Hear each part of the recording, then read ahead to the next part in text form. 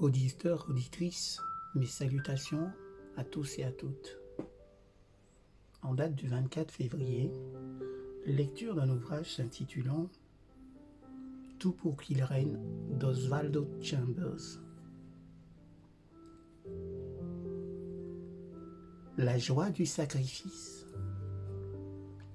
Je dépenserai très volontiers et je me dépenserai moi-même pour vos âmes. 2 Corinthiens, chapitre 12, verset 15. Lorsque l'amour de Dieu est répandu dans nos cœurs par le Saint-Esprit, Romains chapitre 5, verset 5, nous commençons à partager l'intérêt de Jésus-Christ pour l'âme des êtres humains. Car pour Jésus, chaque personne est importante. Dans notre service chrétien, nous ne devons pas nous laisser guider par nos préférences personnelles. C'est d'ailleurs ainsi que nous démontrons la qualité de notre communion avec Jésus-Christ. Quelle joie de donner notre vie pour notre ami Jésus.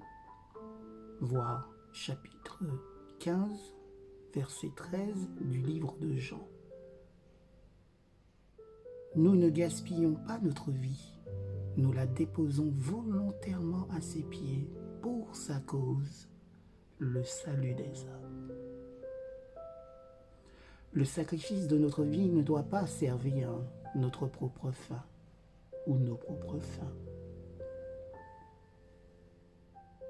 En se dépensant, Paul ne poursuivait qu'un seul but, gagner des âmes à Jésus-Christ. C'est à son Seigneur qu'il les amenait, jamais à lui-même. Il disait « Je me suis fait tout à tous, afin d'en sauver de toute manière quelques-uns. » 1 Corinthiens chapitre 9, verset 22. Un homme qui prétend parvenir à la sainteté en demeurant toujours seul avec Dieu n'est plus d'aucune utilité pour qui que ce soit.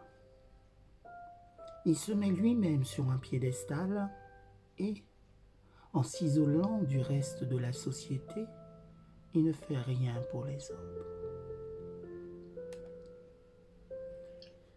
Paul était une personne sainte, ce qui ne l'empêcha pas de servir autrui. Toujours en compagnie de Jésus qui guidait ses actions. Lorsque nous choisissons nous-mêmes nos propres buts, Jésus ne peut pas se servir de nous comme il le juge bon.